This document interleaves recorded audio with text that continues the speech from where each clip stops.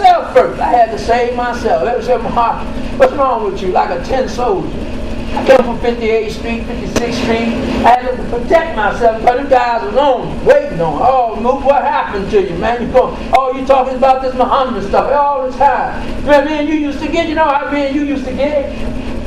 Man, I don't understand you now. I don't you the same body and the same mind, the same face, but you ain't the same person. Nah, they used to call me Luke. Luke, you ain't the same, Luke. Yeah, I don't want to be the same. I want to save my life. I had to preserve myself because them guys was after me tooth and nail. Some of the guys went back. I didn't want to go back.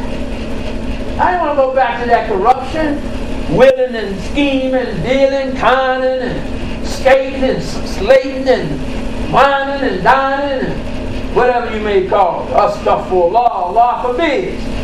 Oh, you believe, bow down and prostrate yourself, and then it say, worship your Lord. Ibadah, worship. Worship meaning, man, you got to worship Allah subhanahu wa ta'ala. How do you worship Him? By La ilaha illallah, subhanallah, alhamdulillah, Allahu Akbar, subhanallah, la ilaha illallah, wahdahu la sharika lahu, lahu mulk, la sharika lahu. So we got to worship Allah in everything we do. Then you got to worship Allah in your salat. We got to worship Allah in our salat. Then we got to worship Allah in our charity.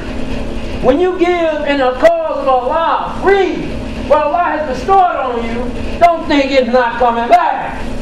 But because you pleasing Allah, I mean support the Gary Islamic Center. Because this is your life. This Islamic Center in Gary is a shining example of what these other messages should be about. Like family, calling you up, or visiting the masjid frequently, regularly, making salat every time you turn around. Don't miss out on salat, because every time you make salat with congregation with Jummah, your prayers are 25 to 27 times greater. So don't miss out the time of making salat with your brother and your sister. Because in Allah's sight, He rewards you 25 to 27 times in degrees. So, oh man, salat in congregation or Jummah is magnified. It's increasing. Oh, especially during Ramadan. All your prayers go all the way up there in degrees. But make sure y'all come to the masjid, read the Quran, the best you know how, make it easy on yourself, and pray to Allah. He blessed the Islamic Gary Center like He has. Praise be to Allah. They say, oh, you believe, bow down, prostrate yourself, worship your Lord. They say they worship Satan. Say, how do you worship Satan? Because when you worship Allah in Ibadah, you obeying Allah. And if you obey Shaitan, you obeying Satan. You obeying, when you worship Satan, you obeying Shaitan. Y'all see the comparison there? You obey Satan, you worshiping Satan. If you obey Allah, Rabbil Alameen, subhanahu wa ta'ala, highly glorified is He, the Lord of all systems of knowledge, everything that exists, you worshiping Allah. When you speak in a kind word, and we ain't talking about backbiting nobody, talking like eating your brother and sister's flesh, and it's not good. You follow Satan, and you eating your brother's flesh. So it says, worship your Lord and do good, that you may be successful.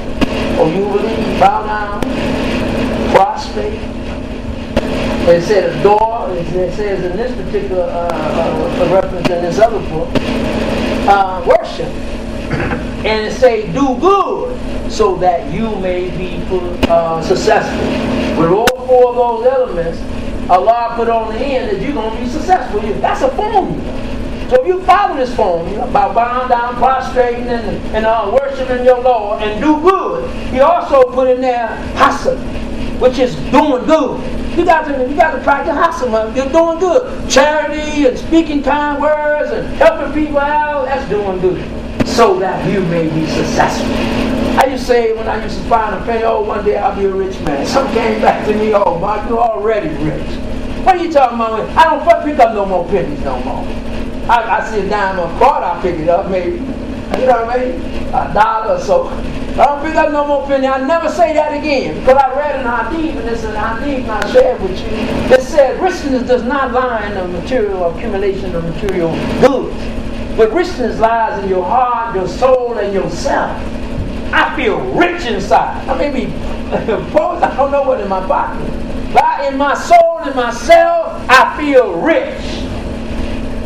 I feel rich. I walk like I got, they thought I got money. I walk like I got money.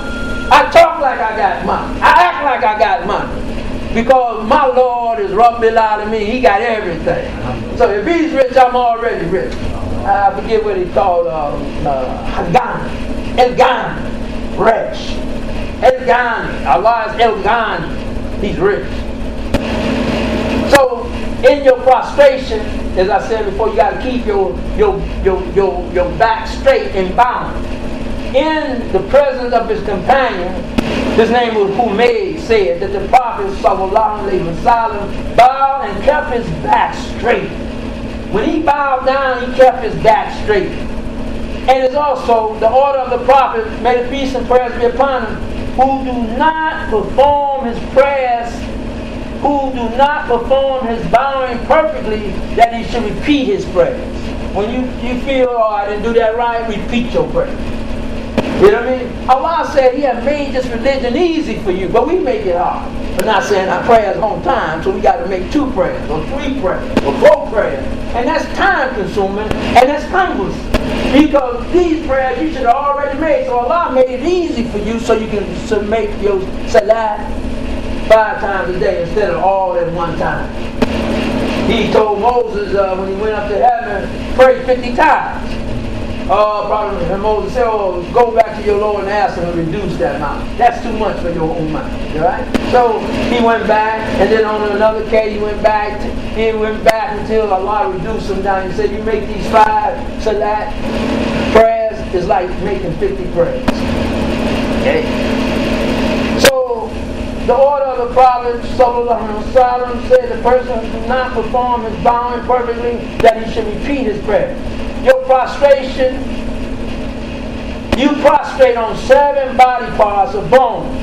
And he said not to tuck your clothes or fix your hair. You know, some people get in their closet, they don't want to wrinkle their clothes, they fumble with their clothes, and their hair may be out of place. He said don't worry about that. You prostrate on 7 body parts or 7 bones. And I was kind of counting today, and I say, man, I got to figure out I got to do my own work. I got to do my research. So he said that you prostrate on 7 parts or 7 bones.